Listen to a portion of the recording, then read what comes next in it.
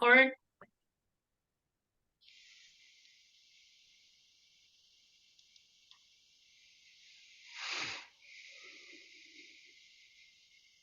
good morning, everybody. Thank you very much for attending this session, Electrification in North Florida. We have a fantastic panel that we will be providing some information for you regarding some of the examples of electrification in North Florida. We thank you for attending this session, and we invite you to connect with us. We are the North Florida Clean Fuels Coalition, and we have a fantastic panel today. So if you have any questions, please feel free to ask questions and follow up with our organization. Marcy, do you want to say something? Hi, it's Marcy Larson. You just heard from Elizabeth DeJesus. We are the co-directors for the North Florida Clean Fuels Coalition. And we thank you once again for joining the webinar today on electrification. And we are going to be continuing to do some virtual meetings between now and the end of the year. So please stay in touch with us through the website, northfloridacleanfuels.com.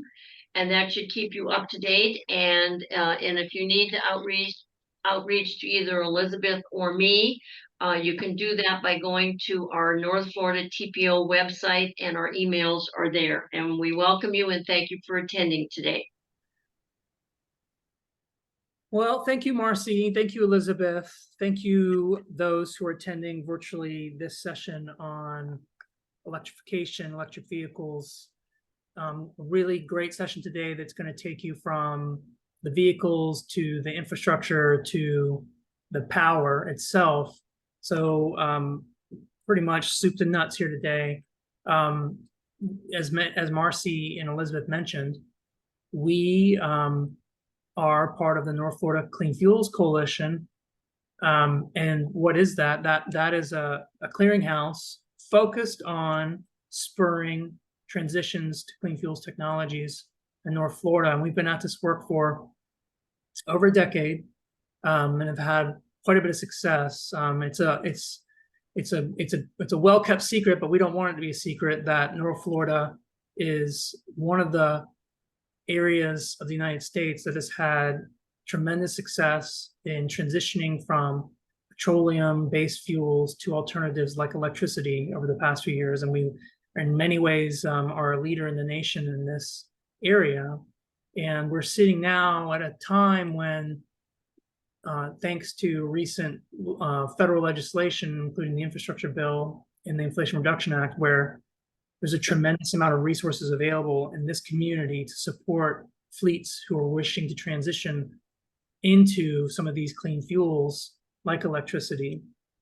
And our coalition is in the middle of master planning to support allocation of those funds. So we'll talk more about it as we go into this session, but we are interested in connecting fleets in this region who are interested in clean fuels to subject matter experts, to the information that they need to make that transition. And in this case, we're in a rare moment where there may be funding, quite a bit of funding available. So please step forward, those fleets who are interested in that, and let us know who you are, and we'll continue to want to support and help you.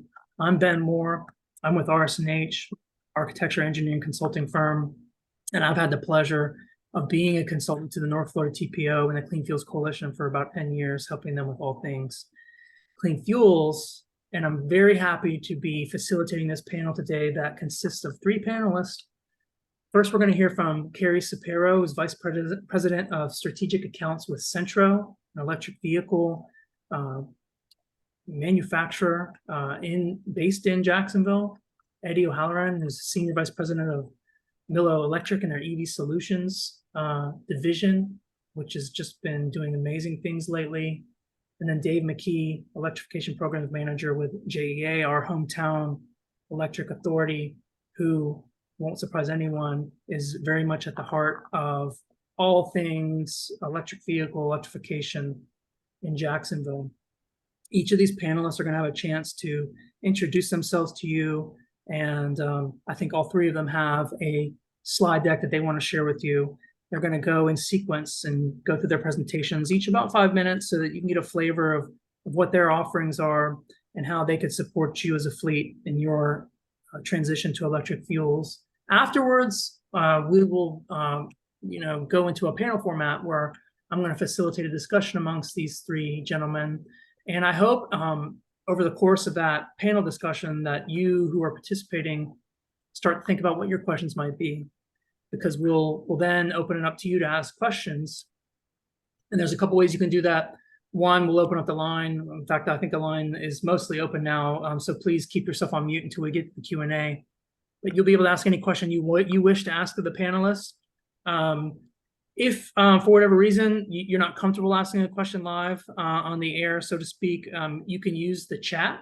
So there's a chat function that most of you are probably familiar with now in this Zoom meeting.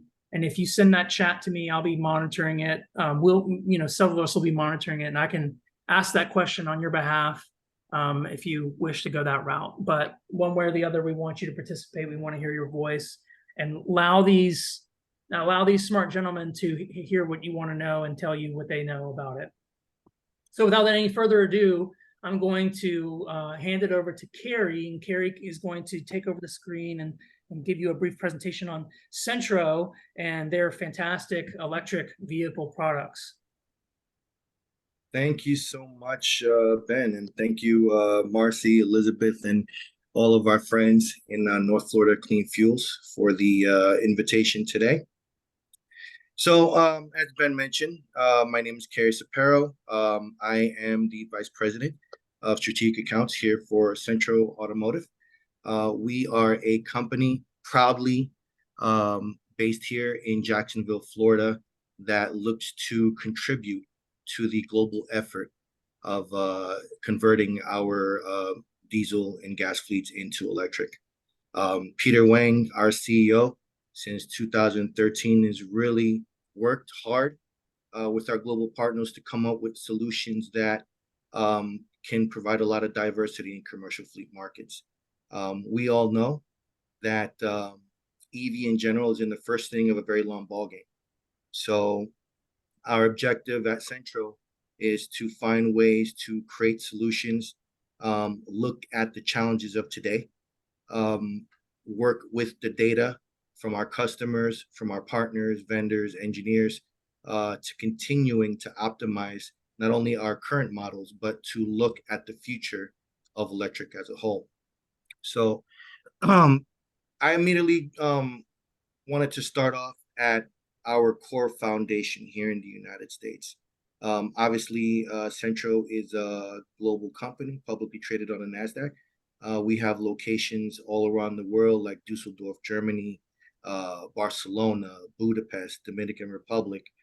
So we look at the challenges from a global standpoint. But here in the United States, we have a strong foundation, not only from our main assembly plant located here in Jacksonville, Florida, also from a dealer showroom in the state of Florida, in Jacksonville as well, from EV centers in Howell, New Jersey, where I'm currently at today, and in Ontario, California, where we're coming online in Q1 of next year. So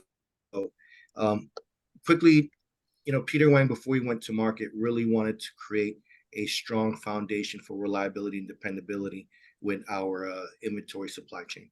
So before we even went to market, we worked on creating solutions that can sustain the burdens of geopolitics so that there aren't interruptions in supply chain. Partnering with worldwide partners, with strong engineering minds all around the world, we feel confident that we have a solution that will provide a lot of help for a lot of companies, whether you're a mom and pop shop, whether you're a small to mid business, or whether you're a large corporate business or large fleet, solutions to convert your fleet to EV vehicles. I only have about 5 minutes, so I'm just going to quickly talk about some of the vehicles that we have in the United States. We're going to begin with our Class 4. So we wanted to enter market in a Class 4 because we saw that the initial data that there was a lot of need in Class 4 cab and chassis. We came up with our largest R400, an 80 kilowatt lithium iron phosphate Life P04 system. with a range of between 75 to 113 miles, and available in a lot of different forms that we already tested. It comes in a box. It comes in a stake body. It creates a lot of use factors for a lot of companies, whether you're in last mile logistics, whether you're in service, whether you're a furniture store, whether you're a municipality. The LS400 was built to be a workhorse for a lot of those companies. We are strategically priced at $79,500, which I think is a price point that's very close to the equivalent of a gas or diesel vehicle. Peter Wang wanted to make sure that we kept the vehicle at a price that was affordable. You know, one of the big issues with EV is that a lot of companies out there are in the high premiums. You got to pay six figures to get into a vehicle in the same class as a competitor against ours, starting at 130,000. When an ICE vehicle goes for about 72,000. Peter Wang wanted to create a solution that can increase EV fleet adoption. That's why we came into market with the Class 4. It's fully homologated, EPA and CARB certified, fully electric, and currently in stock at various locations in the United States. Also, one of our long-lasting vehicles that we had here, our Metro. So our Metro was our introduction into EV. This is the vehicle that when we started our journey back in 2013, that we got a lot of that initial data from, partnering with a lot of companies that were white labeling the product and selling it to their book of businesses. So this allowed us to gather data and understand how the vehicle worked on different type of roads and conditions, and gather that data and send it back into R&D, send it back into engineering to optimize it to the current version that we have today. The vehicle comes in both a lead acid battery and a lithium ion battery. The model looks the same. One is able to provide more mileage, obviously the lithium ion battery, and has air conditioning, with a lead acid battery primarily sold in cooler weather states in North America, has about a 53 to 73 mile range, and probably the first vehicle that we had in the longest currently in the United States. The Metro has really provided us a lot of data in its use factors all over the world. This is the one vehicle that's sold everywhere. Everything you see on the current screen right now are versions of this product everywhere from Asia Pacific to Europe, to Latin America, to the Caribbean. Metro, proudly to say that we developed it to work. And it really does accomplish a lot of great things out there for a lot of great markets and communities. Recently, our CEO ran into a Metro at the Denver airport with a food truck body serving pizza. One of the vehicles is currently in operation with a fire suppression system for emergency services in those small areas where you can't have a traditional fire engine run through. So we really developed Metro to answer a lot of those use factors in electric vehicle today. It is classified as a low-speed vehicle. So max speed on the Metro is 25 miles an hour and can be ridden on any public roads with a speed limit of 35 miles or less. And finally, in North America, one of our most popular products that we've had on the road this year, our T-Mac, our off-road vehicle. So this past year, I've done a lot of shows. I've done the Fleet Forwards, I've done the CES, ACT, Work Truck Week, and everywhere we've gone, T-Mac is one of the most popular in all the ride and drive functions. It's an off-road vehicle, max speed about 34 miles an hour, estimated range about 47 miles off lithium Life Piezo 4 battery. It comes in two body versions, one which is a standard bed and the other a hydraulic bed with a payload of over 2,200 pounds. It has a fully operational winch in the front. That winch is rated for 12,000 pounds. T-Mac was built to work. T-Mac was built to work for farms, ranchers. T-Mac was built to work for maintenance teams in corporate business or property management. T-Mac was built to work for municipalities and warehousing. You know, a lot of people look at T-Mac as a fun vehicle, and it could be. We have a lot of customers from the outdoor world that really love this vehicle. for the weekends. But T-Mac is your work buddy. T-Mac is the vehicle that you rely on to get the job done. And is the one product that Cenntro offers that is sold both on a commercial and retail base. In Florida, where the only state that we sell direct to customers through our dealer showroom in Jacksonville, you can come up and buy T-Mac today.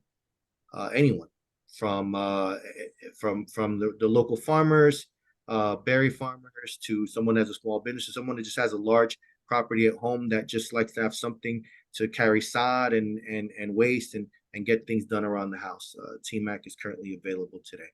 So those are the three products that we have in North America. Now the following is going to be the future. So this is the future of our company. You know, Peter Wang really wanted to come up with solutions for a lot of different type of classes in the commercial vehicle space. We've been hearing a lot of what business owners, corporate owners, small business owners require to convert to electric. So we're doing our best to provide as many solutions as we can alongside everyone in the EV market to help increase EV fleet adoption. On the right, we're going to start with probably the most popular vehicle not currently in production, and that is our LS300, our cargo van, with an estimated range of over 273 miles of 117 kilowatt life P04 system. So it's currently in homologation. Everyone is excited to see the LS300 on the road, as are we. And we're hoping to have this product in production by Q3 of next year. And we already have a lot of interest in LS3. I believe that LS3 is going to be the one vehicle that's going to change a lot in the EV market space. Our next vehicle with the image in the center is our Class 6. Our Class 6 vehicle, currently in homologation, half of which is already done. We feel we're going to hit the market hopefully around Q2 of next year. It's going to give customers different options for a heavier class. We currently have our prototype in the Northeast, where it's doing a lot of testing in cold weather. It rides and handles smoothly. We've done a lot of private ride and drives for Class 6 and taken the feedback back to our R&D team to optimize the product. So we're very proud of this development, and we know that when it also hits the market, it's going to provide a lot of solutions for companies in furniture delivery, in large product delivery, and last mile. And finally, talk a little bit about the future is going to be the one product that we debuted in CES of this past year in Las Vegas, and that is our Class 8 hybrid hydrogen electric semi. So once again, Peter Wang really looked at the current state of the Class 8 in semis in the United States right now, as well as around the world. One of the big issues that EV has is providing a product that has sufficient mile range. It's important that on-the-road drivers are able to reach their destinations without having to spend an enormous amount of time in charging stations, waiting to charge up the battery to continue the trip. It's not a way to answer the challenges in that particular market. So electric isn't the only solution. Peter Wang decided that, you know what, he wanted to look at hydrogen as a solution. So we went into R&D and we developed a hydrogen electric hybrid that we debuted at CES, that we feel that when the US market, because right now the US market is not ready for hydrogen products of this type, but when the US market is ready, this is a product that we can bring to the US and really be impactful for a lot of those businesses today, for the FedExes, for the UPSs, for the food and long hauling furniture and deliveries. We think that the Class 8 can really provide a lot of solutions there. But obviously, you know, we as an OEM manufacturer always have to work with what we have presented before us as far as infrastructure. Hydrogen infrastructure is key to develop a lot of these products that require a lot of these more mile ranges. And I believe that in the future we will get there. But currently the vehicle is going to be operated in Asia Pacific, where they currently have hydrogen infrastructure. And the data that we get from how the vehicle performs there We'll optimize it, and when it's ready to come to the US, I think we have a product here that's going to be very competitive. So I don't want to take too much more of time. I want to let my colleagues speak, but Cenntro is really proud to be partnering with North Florida Clean Fuels, partnering with companies and entities that really want to increase EV fleet adoption, encourage companies to look at these clean vehicle solutions and tackle the challenges of today.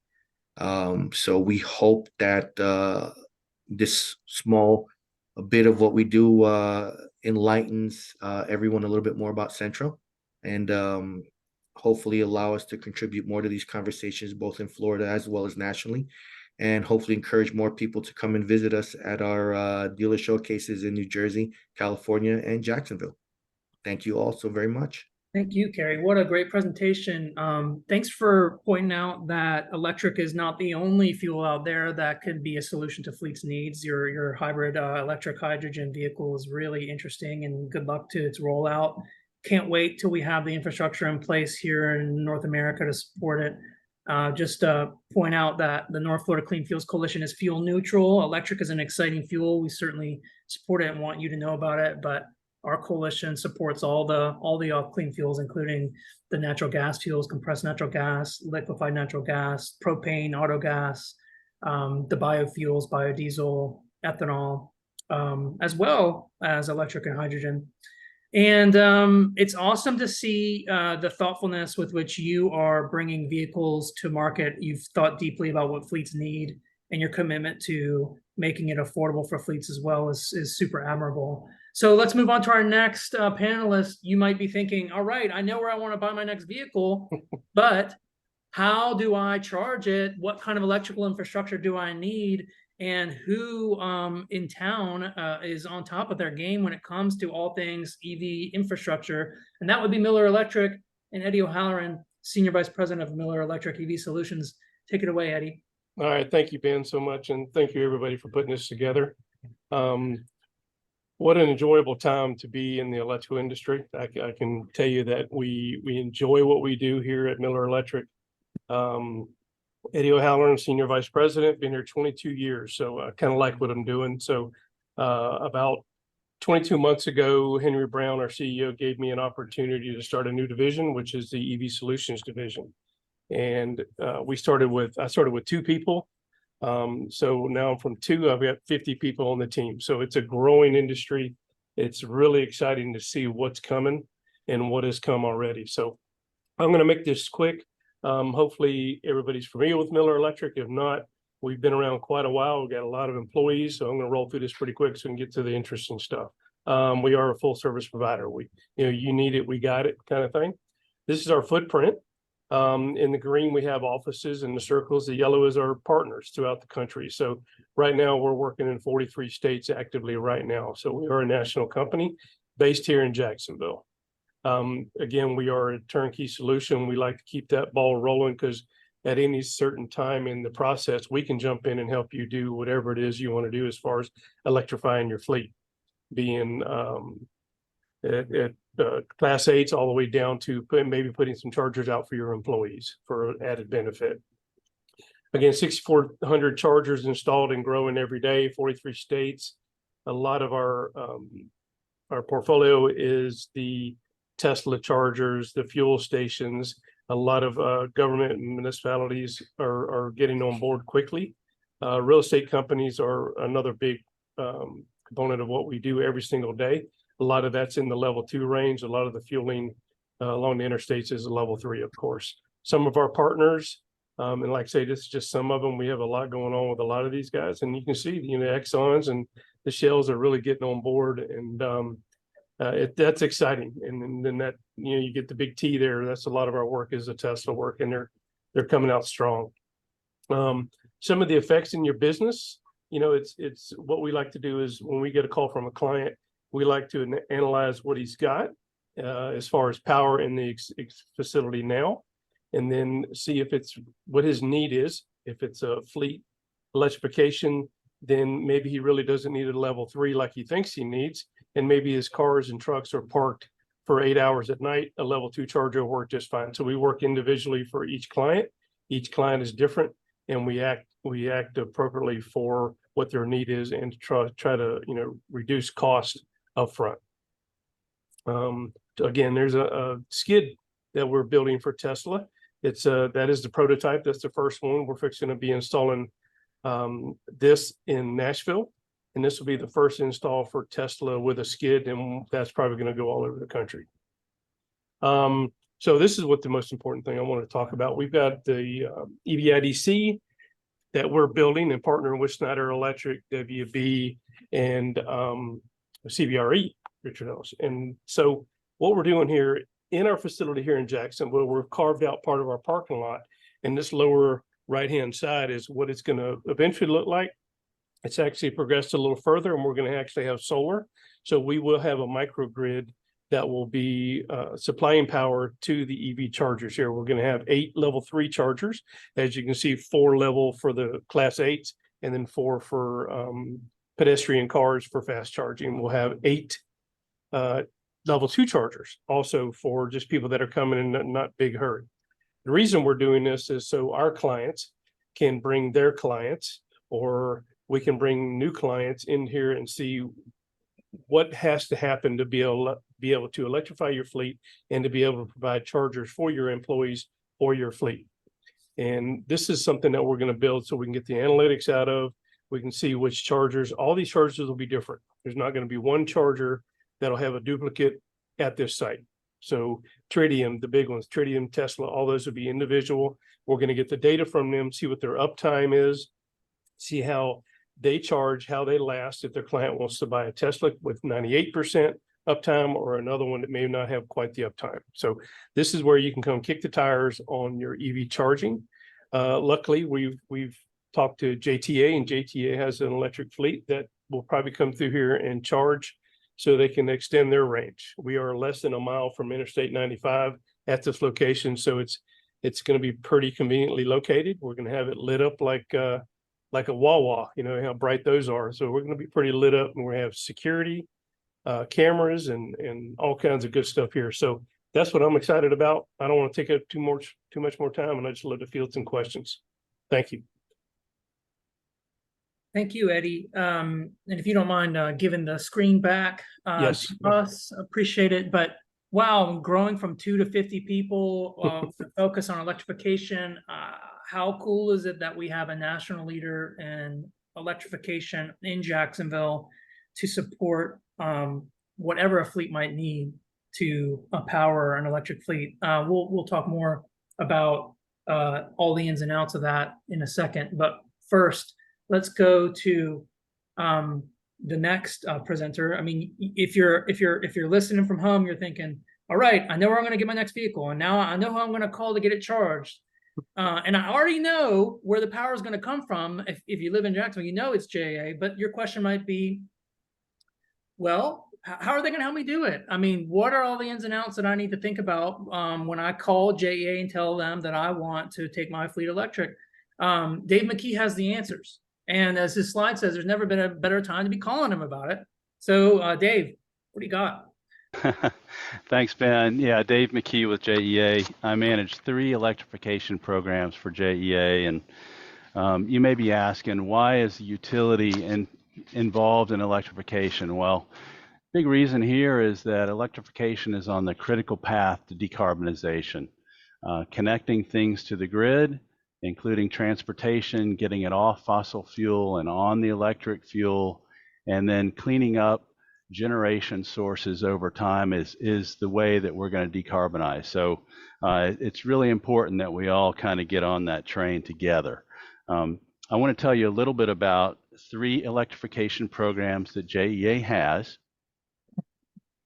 The first one is the Drive Electric program, and the Drive Electric program is focused on residential customers. It's mainly passenger vehicles, and it's an education and awareness program that has a strong website component to it, and the availability of EV experts to actually engage customers in one-on-one conversations about what it's like to be an EV owner, to basically give them the EV 101 speech and help them to understand what charging is like, how hard it is to charge at home versus public charging, that kind of thing, and to get them familiar with that piece of EV ownership, but also to walk them through their own use case so they can understand whether an electric vehicle is right for them at this time.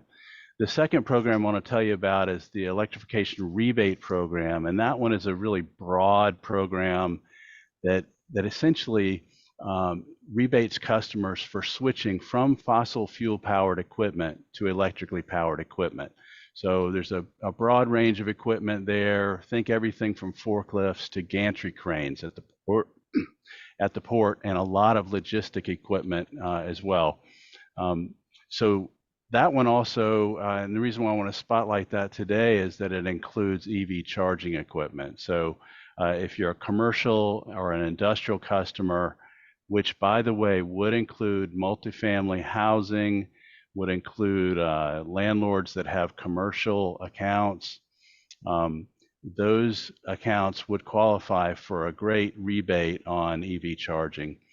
Then the third program I want to tell you briefly about is the brand new Fleet Electrification Program, which is basically a consultative type program where we offer expertise to fleet owners in the North Florida district that are interested in electrification of their fleets, but they need some guidance or some technical expertise to help them understand whether or not they have a good fit for electrification, and help them kind of design a conversion plan that would be stretched out over multiple years. So that's what the program does, is it engages those customers early on in the process to try to help try to demystify and explain a lot of the answers to questions that they may not have about use case, about what charging will be required, some of the same things that Eddie was talking about with Miller Electric, to try to make sure that they also understand the utilities time frame to provide them with power to satisfy the needs that they'll have over time. I mentioned earlier that the Electrification Rebate Plan program handles EV charging, and I'm proud to boast that here at the end of FY23 for JEA electrification programs, we've seen a hearty uptake of this product. We've seen 57 level 2 charging ports and 32 DC fast charger ports incentivized through the program through this fiscal year. And of those, 17 level 2 chargers are located at multifamily housing. So this is a solution that's starting to catch on. Now I want to transition to the fleet program. It's been in market for 3 months, and so far, these are some of the preliminary results that we see. I wanted to point out the pie chart here at the bottom. Although it's still early on in the process, these are the types of entities that are coming forward right now and expressing interest. We have, for instance, 2 companies that do business with the Duval County School Board that supply school transportation as a service to the school board, have approached JEA and are going through the process of installing electric school bus facilities.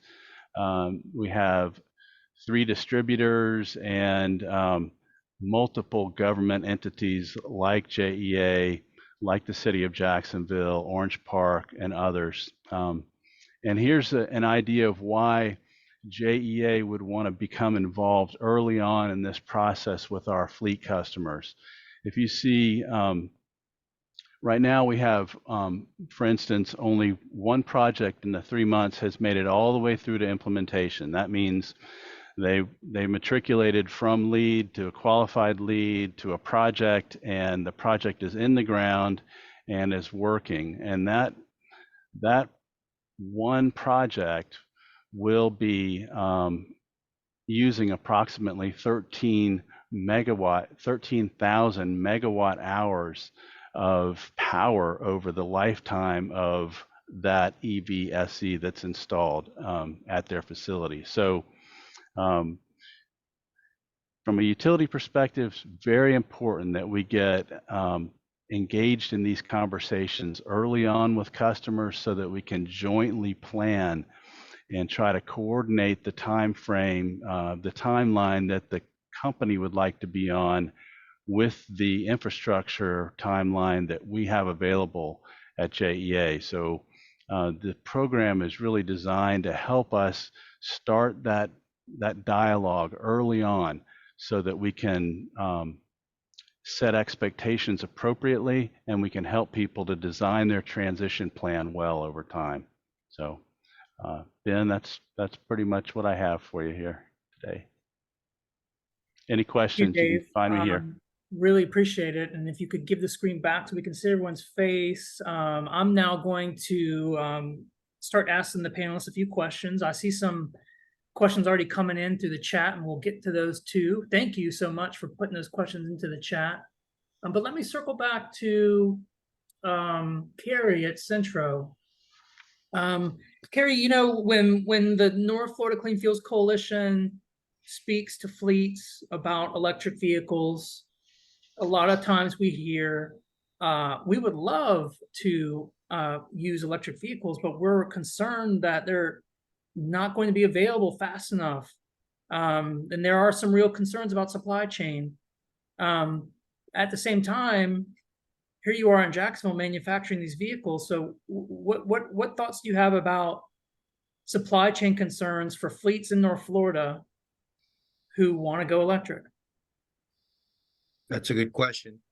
So Ben, obviously the EV market as a whole had some interruptions caused by the situation in Eastern Europe with Ukraine. A lot of those vendors were cut off from these primary companies, which caused a lot of issues with little things like wire harnesses, controller boards. Little, you know, even though they're small, but they're significant in constructing a vehicle. Obviously, now when you have companies like Proterra that went out of business, you know, a lot of companies that were relying on their products are now holding the bag on products that are waiting for replacement. We understood those challenges very early on in the development of our products. You know, the last thing anyone wants is to purchase an electric vehicle, put in your deposit, and have to wait 2 years to get your product. That's why before we began our journey, we needed to get production down first, down right and in early. So right now, currently in the United States, we have stock of our products, and we built sufficient amount of inventory so that when customers do order from us, they can expect product delivery in about 2 weeks. Solutions like that is the only way you're going to increase EV fleet adoption. You know, it's great to talk about EV products. It's great to talk about the semis like Nikola out there, or Rivian or BrightDrop, but it doesn't help if you can't deliver products. It doesn't help if you can't put it in a customer's hands, in a driver's hands to work. Products are great to show at shows, but they don't do anything, you know, at a show booth. You got to put them on the road, put them in someone's hand, load them up, get them to do a work, get them to show productivity, and show that they're reliable and dependable. And that's the only way to get this done. But like I said earlier, EV's in the first inning of a very long ball game. A lot of us are just trying to work on how to throw a fastball down the middle. So, you know, talk to me 5 years from the day, and I guarantee you that the market, the industry at itself, will make huge strides forward. Thanks, Kerry. I mean, that's big to know that you could get a vehicle in 2 weeks. That's different. That's a differentiator. So that's something to be proud of at Cenntro for sure. Eddie, we had a question come in on the chat before we get to it for you, but before we get to it, I wanted to ask you this. You know, we're all at some level familiar with electricity, and we usually think, when we think about it, we're thinking about the switch on our wall, right? We're thinking about buildings. And we know what it's like to get electricity for a building. But getting it for a vehicle is a little bit of a mentality change. It's not the same as buying gasoline or diesel for your fleet. So where do you start with somebody who needs to have that new way of thinking about electricity as a fuel for their fleet? Where do you start with them?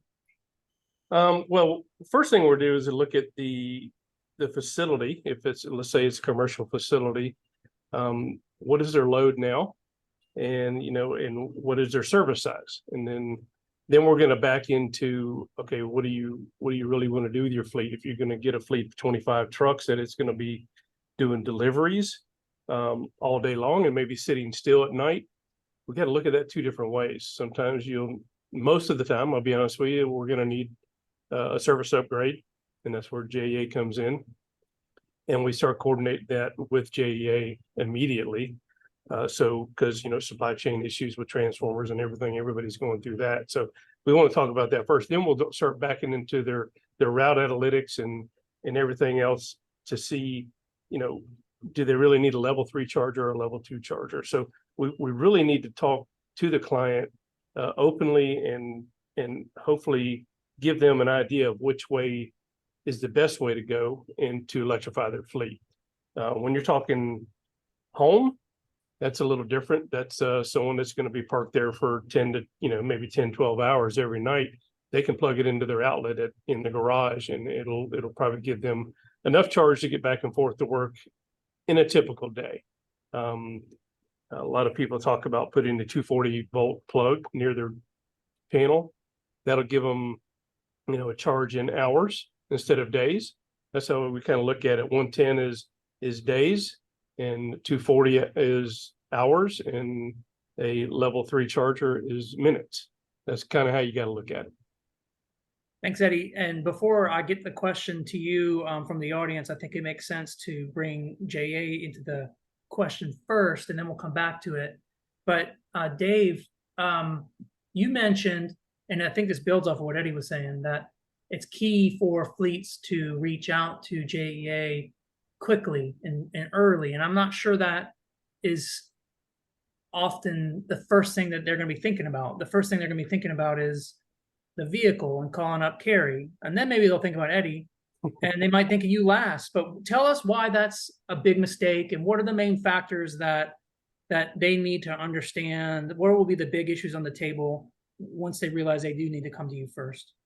Yeah, that's a great question, Ben. And yeah, you're right. You hit the nail on the head. The infrastructure is vital. So, but the saving grace here is that very rarely would a fleet, unless it's a really small fleet, they probably wouldn't be able to transition to electric just very quickly. They're going to have to transition over time, the same way they normally change out their fleet. So we're trying to take advantage of the normal fleet change out schedule in many cases, and say, change out so many vehicles a year as you replace the old ones.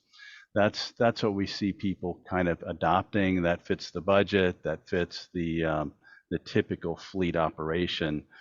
But even so, they need to talk to us, because especially as the size of these vehicles and the size of the batteries increases, and the number of vehicles at a facility that need to be charged at once increases, that demand is something that could very easily be hard for the utility to serve. So yes, we need some time to figure out, first off, whether or not we have power already there, if it's available to them at this time, and then if not, how long it will take us to get that to them.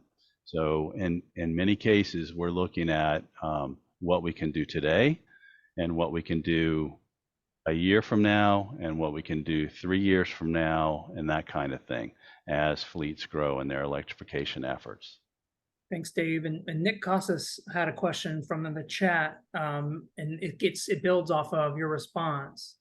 And I think he's looking towards the future and the kind of the way technology is going to play a role in the topics that you were just discussing. And one thing he asked about was vehicle to grid technology. Could you first explain what that is to the audience, and then talk about what your plans are related to it? And I'll have a follow-up after you do that. Sure, yeah. a really exciting concept. And I know everybody has seen the F-150 Lightning commercials and probably understands that vehicle to grid is the capability of actually using power that's stored in the vehicle's battery and selling it back to the grid. That is, selling it back to JEA. That's great. Eventually, we'll probably get there, but I can tell you that we're not very close to that right now, and probably will pass through some other iterations of things before we get to true vehicle to grid.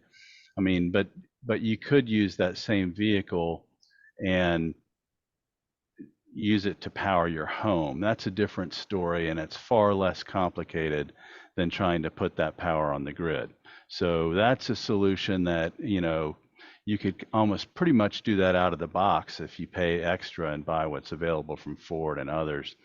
And certainly I'm sure Miller and others can fix you up with the equipment you need for that. But vehicle to grid requires interconnect agreement, it requires a host of safety and other technical issues need to be get passed. And right now the standards for that don't really even exist. So JEA is, with a lot of other utilities, tapped into the best efforts of EPRI and many other utility organizations that are trying to standardize some of that.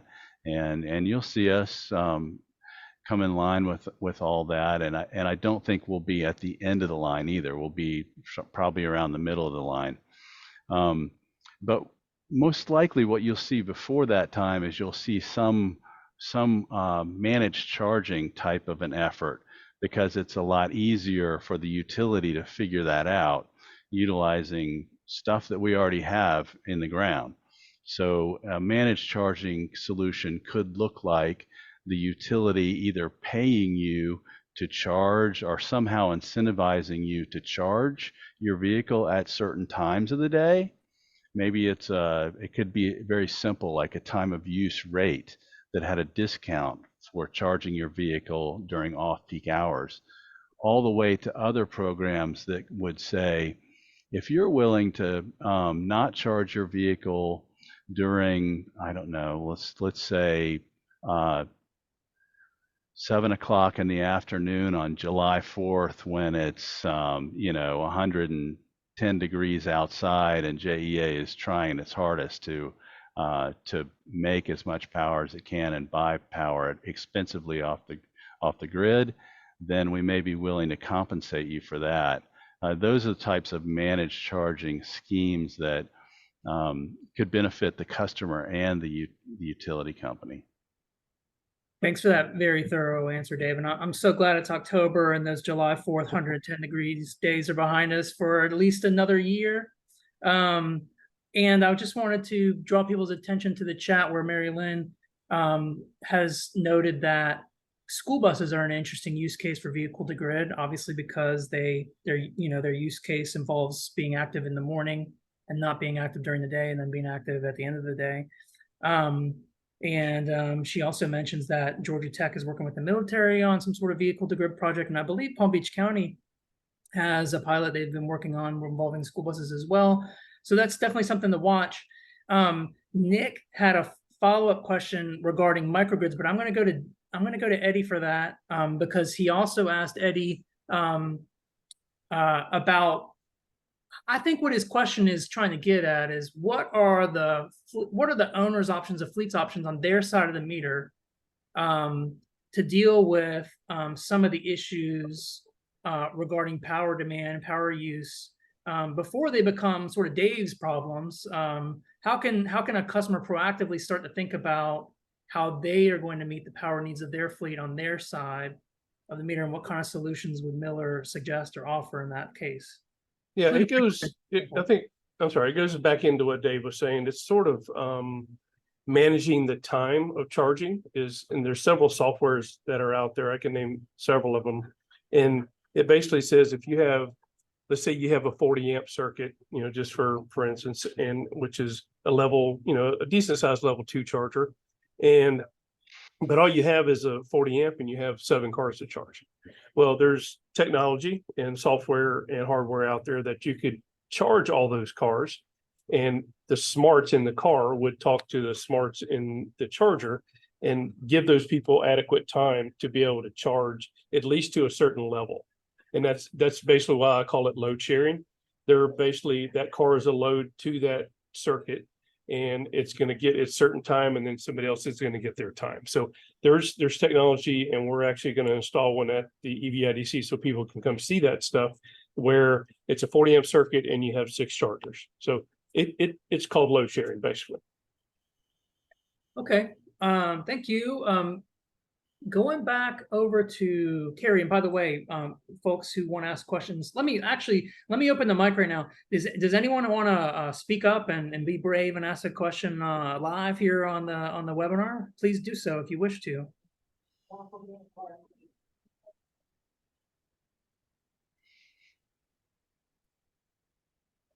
Well, the mic will stay open. I'm going to ask the question, but when I'm done with this one, please feel free to go for it. But I want to go back to Kerry. Another thing I hear from a lot of fleets, in particular fleets, and for organizations of a certain kind of complexity, where who may have someone whose responsibility is to consider risk and maybe fire risk, who say, you know what, I think EVs are dangerous. I'm worried about them catching on fire. So I think they're not safe. Is that, what do you think about that? Are EVs safe? They are. Now, obviously a lot of the concern came from those first gen lithium ion batteries. A lot of what happened was that a lot of companies didn't know that temperature control is a very big thing when it comes to these batteries. It's different on a regular, vehicle, that if you overheat, you'll have blown radiator lines, you have a blown engine, but hopefully it doesn't, catch fire. It's very rare that you see gas or diesel vehicles catch fire on an overheat system based on a water pump system or radiator system. Batteries, obviously very different. We've seen a lot of batteries on the passenger side explode due to overheating. A lot of companies that are continuously using lithium ion batteries are using temperature control components like liquid cooled lines in a battery pack, electric fans on the battery system for temperature control. And there is risk to that. There is, if a fan fails, or if there's a leak somewhere in the line and you don't have that liquid cooled line in there, what can happen? Cenntro, we chose not to use lithium ion batteries on our bigger line. We use lithium iron phosphate batteries. So the Life P04 battery is very highly resistant against high temperature. To say it bluntly, they don't explode. We've had a lot of scenarios that we've run through in situations like what happens if, God forbid, an LS 400 is involved in an accident on the road and it's on its side, and emergency responders have to get in to get a driver out of harm's way. What happens? Well, luckily for us, we have smart engineers that develop a system where emergency responders can come in, literally pull out 2 high-powered orange voltage lines from a battery management system, and the system completely deactivates, makes it safe to work with. We looked at a lot of different scenarios because it's great, like I said, to build a product in a white, clean room, to show a product in at a floor, at a CES or an ECT, but it's a different story when it comes to putting it on the road. And everything that happens on the road, whether it's weather conditions, whether or accidents, how do you put something that's safe for today's passengers today? So that's what we wanted to market with that particular battery technology. We recently opened a battery plant in Monterrey, Mexico, to tackle the next generation of battery technology, to look at these scenarios, to make them more resilient against high temperatures, to give it more range, which is the holy grail of every EV company. But we want to assure our customers that the battery technology that we use are safe to work with and do not require temperature control systems. You can see any LS400s on any images that we put out publicly or even at our shows. They don't use electric fans. They don't use liquid cooled lines into the battery packs. They are completely standalone. That's how much assurance that we have that these batteries are safer. First gen lithium ion came into market. Thank you, Kerry. That's a real important message. So I can't believe how fast the time has gone by. We're almost done with the hour here. I wanted to, Dave has an announcement to make before we go about an event coming up. But before he gets to that, I wanted to do like a real kind of quick round the table question. And here it is. I've been working with the North Florida TPO, the Clean Fuels Coalition, on clean fuels for about 10 years now. And one thing I think that's been a constant is the rapid pace of change, and particularly in electric, transportation. It's just amazing how fast things are changing. So my question to the three panelists, and just please keep your answer as brief as you can. What do you think is coming next that we should be aware of as we think about our fleets and their potential to go electric? What's the next big thing or the next thing to kind of come from an innovation perspective? Maybe we'll start with Eddie. Yeah, I'm sure Kerry's going to have a lot to say about this one, but I would say the technology is getting better, and the amount of time that it takes to charge, I think, is what's going to differentiate everything and make a big change. So when we go from 30 minutes to 10 minutes, that's almost like us pulling up to the gate store and getting a tank of fuel. So I think the charge time is probably what's going to really hit us.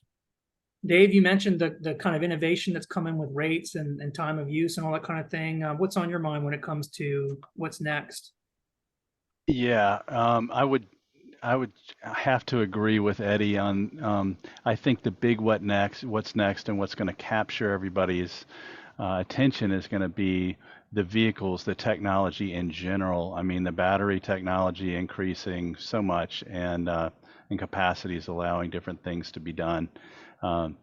Rates, yeah, we'll have new programs and new incentives and things like that, but they won't ever have as much sizzle as a brand new EV. Yeah, but it's money, so that's important for people to keep an eye on. And then, Kerry, you've got a Class 3 vehicle coming out. That's going to be huge. It looks like you got a 6 coming out. You got an 8 on the horizon for North America. What is coming up next? Obviously, we're very excited about the Class 3. Very excited about a lot of solutions it can provide for a lot of that last mile community, service community that uses those cargo vans. We've been hearing a lot of the feedback from the market, and a lot of those first gen cargo vans have been lacking certain criteria that makes it a real useful vehicle. I think EV as a whole, the next generation of EV, and one exciting prospect is the use of solid state batteries.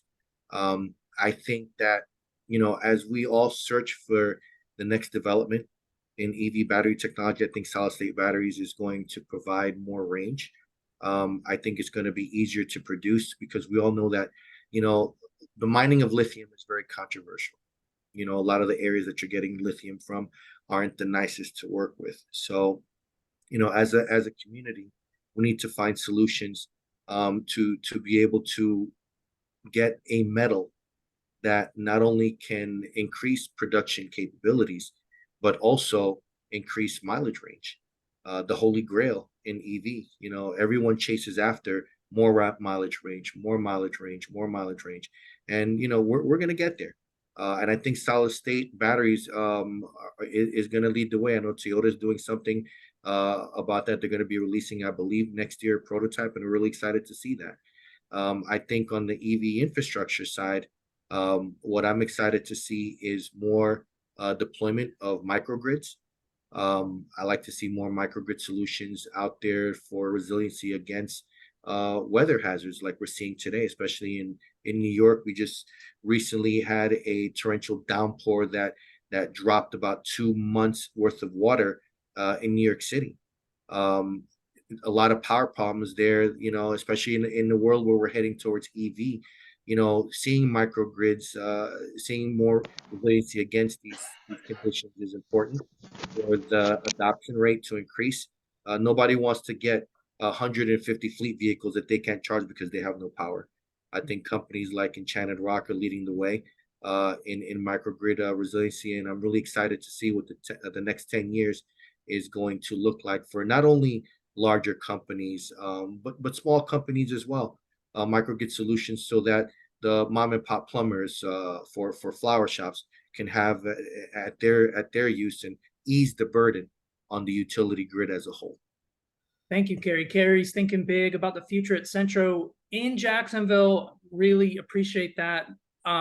Kerry, Eddie, and Dave, I just want to point out, though, are here now to give you your solutions to your electric vehicles today.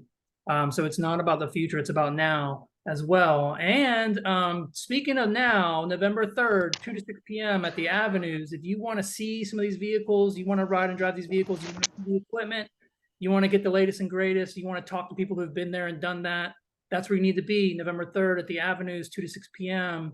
With that, I'm going to wrap things up. Thank you so much to Kerry, Eddie, Dave, the North Florida Clean Fuels Coalition for putting this event together. Thank you for everyone who attended.